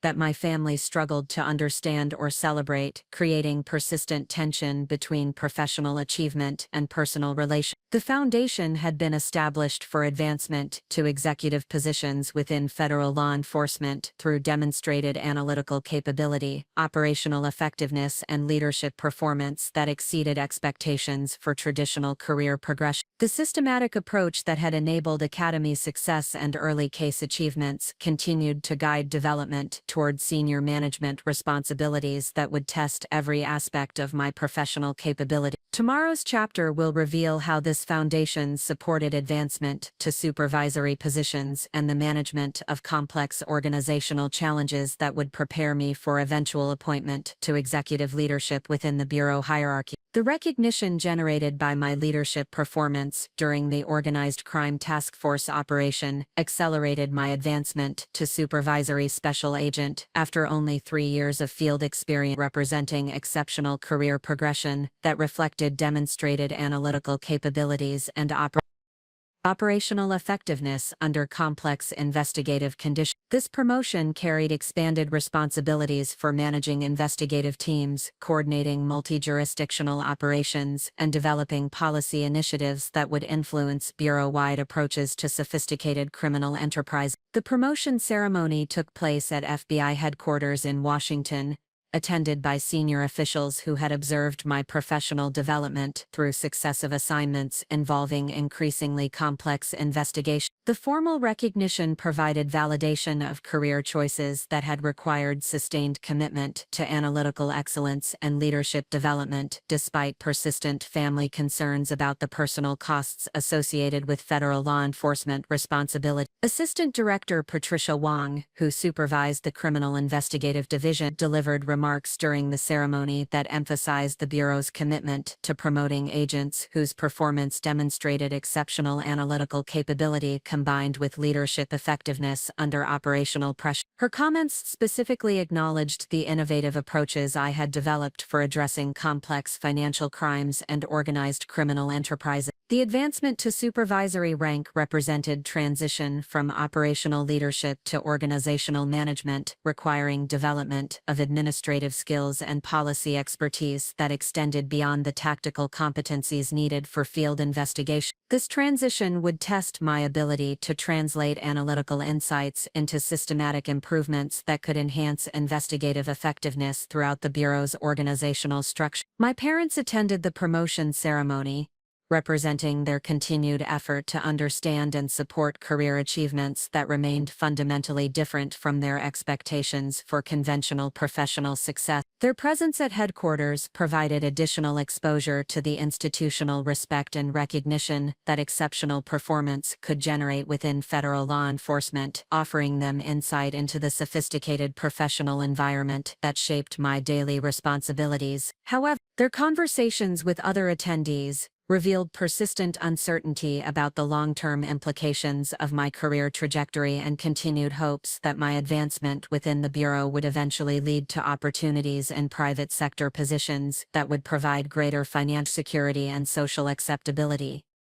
Their pride in my achievement remained tempered by concerns about the personal sacrifices that senior leadership positions would require. My father's interaction with Assistant Director Wong during the reception following the ceremony provided him with direct insight into the respect that my analytical work had generated among senior Bureau officials. Her explanation of my contributions to major investigations and policy development initiatives offered perspective on the significance of my professional achievements influence within the federal law enforcement community. The promotion to supervisory special agent coincided with assignment to lead the financial crimes section at FBI headquarters, responsible for developing investigative strategies and analytical frameworks that would guide field office operations targeting sophisticated white-collar criminal enterprises. This assignment reflected confidence in my ability to translate operational experience into policy initiatives while managing complex organizational challenges that required coordination among multiple bureau divisions. The financial crimes section supervised investigations involving securities fraud, money laundering, public corruption, and organized crime enterprises that operated across traditional jurisdictional boundaries through sophisticated financial mechanisms. These investigations required analytical capabilities that exceeded those needed for conventional criminal cases, as well as coordination among federal agencies, international partners, and private sector entities that possessed relevant expertise and information. My leadership responsibilities included managing a staff of senior agents and analysts who provided operational support to field offices while developing innovative investigative techniques that could address evolving criminal methodology. This management change required balancing individual expertise with collaborative effectiveness while maintaining analytical standards that would support successful prosecutions of complex cases. The section's operational priorities reflected bureau recognition that financial crimes had evolved beyond traditional models to include technology-enabled schemes, international coordination, and sophisticated money laundering operations that threatened the integrity of legitimate financial institutions. Addressing these evolving threats required systematic approaches that combined traditional investigative techniques with advanced analytical methods and extensive interagency cooperation. Deputy Assistant Director Marcus Thompson, who supervised the Criminal Investigative Division's white-collar crime programs, provided initial guidance about the strategic objectives and operational challenges that would shape my leadership tenure. His briefing emphasized the need for innovative thinking and systematic coordination that could overcome defensive measures employed by sophisticated criminal enterprises. Agent Vale, he explained during our first strategic planning meeting,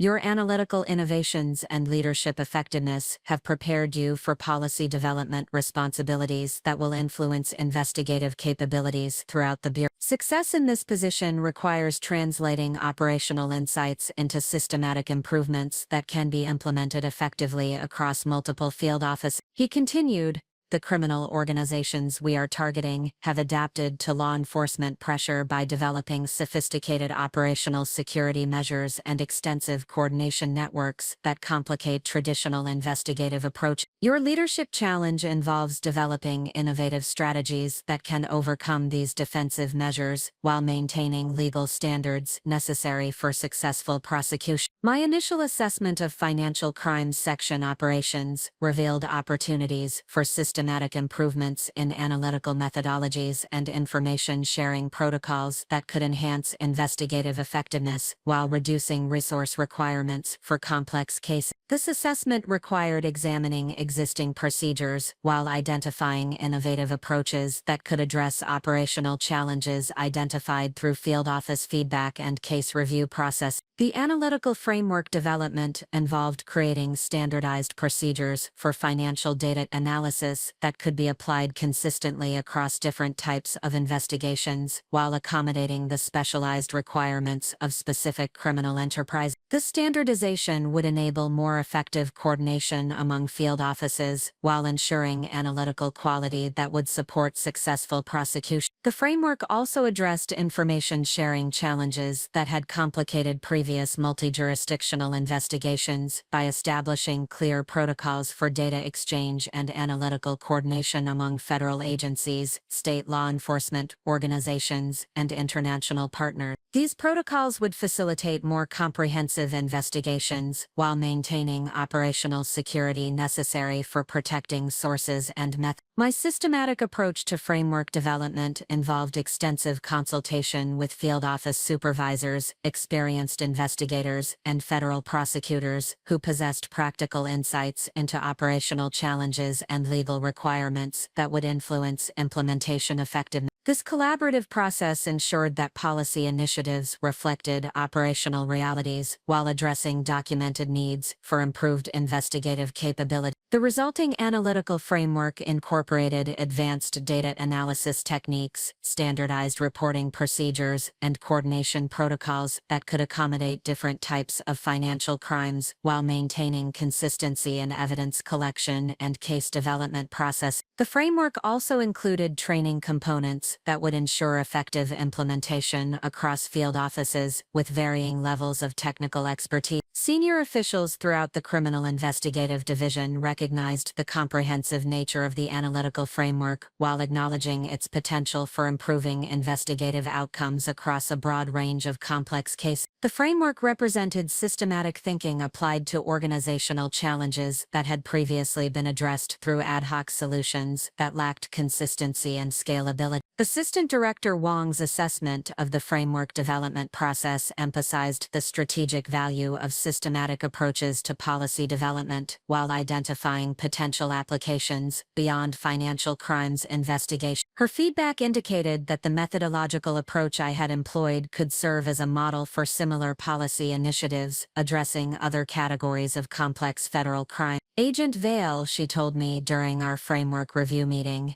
this systematic approach to analytical standardization represents exactly the kind of innovative thinking that the Bureau needs for addressing contemporary investigative challenges. The framework you have developed could serve as a foundation for similar initiatives throughout the Criminal Investigative Division. The successful implementation of the analytical framework required developing comprehensive training programs that would ensure effective adoption across field offices while providing ongoing support for investigators who needed technical assistance with complex financial data analysis. This training initiative represented a significant organizational undertaking that required coordination among multiple Bureau divisions and external partners who possessed specialized expertise. My leadership of the training initiative involved designing curriculum components that would accommodate different levels of technical expertise while ensuring consistent application of analytical procedures across diverse investigative contexts. The training program needed to balance theoretical understanding with practical application while providing investigators with confidence in their ability to apply new methodology as effective. The curriculum development process required collaboration with experienced investigators, analytical specialists, and training personnel who possessed insights into effective instructional techniques and practical constraints that would influence program implementation. This collaborative approach ensured that training components reflected operational realities while addressing documented needs for improved analytical capability. The training program included both residential instruction at the FBI Academy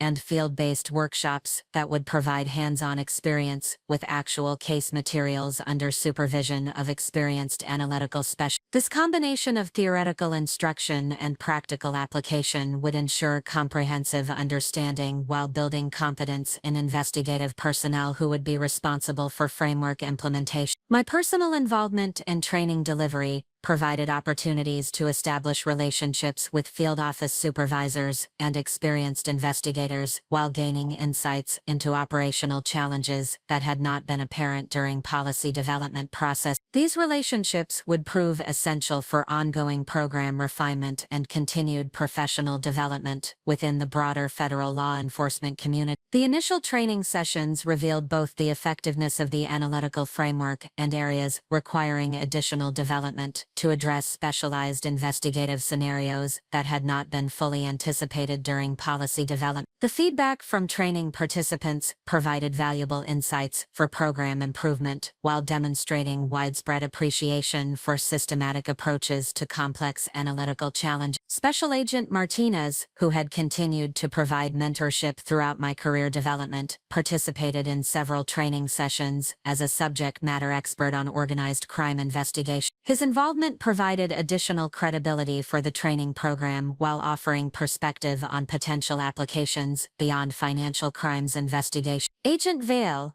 he told me after observing one of the training sessions, your approach to analytical standardization and training development demonstrates the kind of systematic thinking that senior leadership positions require. This training initiative could serve as a model for similar programs addressing other investigative specializations. The analytical framework implementation facilitated improved coordination among federal agencies that had previously experienced communication challenges during complex multi-jurisdictional investigations. These coordination improvements enabled more comprehensive investigations while reducing resource duplication and enhancing information sharing among agencies with different operational priorities and procedural requirements. My role in facilitating multi-agency coordination involved establishing regular communication protocols and joint training initiatives that would build relationships among personnel from different organizations, while ensuring consistent application of analytical procedures across agency boundaries. This coordination challenge required understanding diverse institutional cultures while developing collaborative approaches that respected agency autonomy while achieving shared objectives. The coordination efforts resulted in successful joint operations involving the FBI,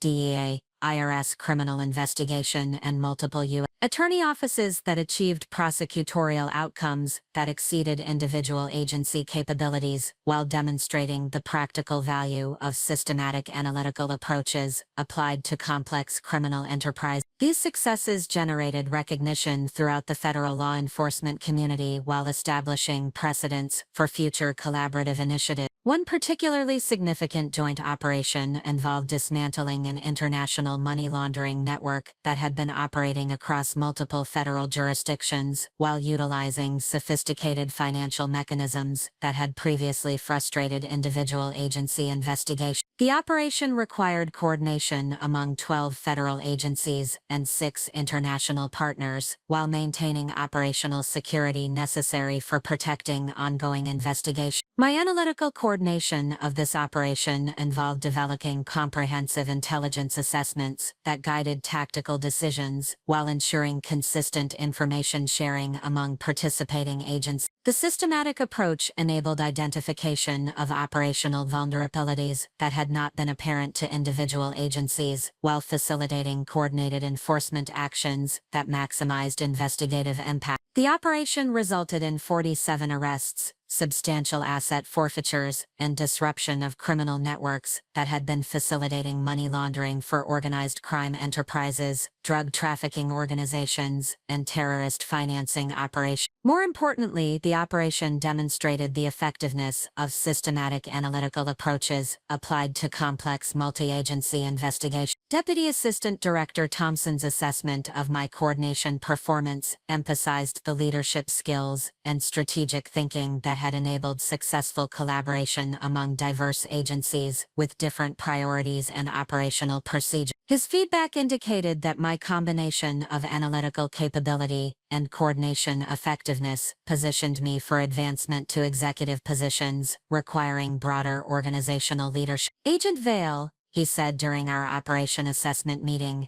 your coordination of this complex multi-agency operation has demonstrated the kind of strategic leadership that executive positions within the Bureau require. You have developed the analytical capability and collaborative skills that senior management responsibilities demand. Up next, you've got 2 more standout stories right on your screen. If this one hit the mark, you won't want to pass these up. Just click and check them out. And don't forget to subscribe and turn on the notification bell so you don't miss any upload from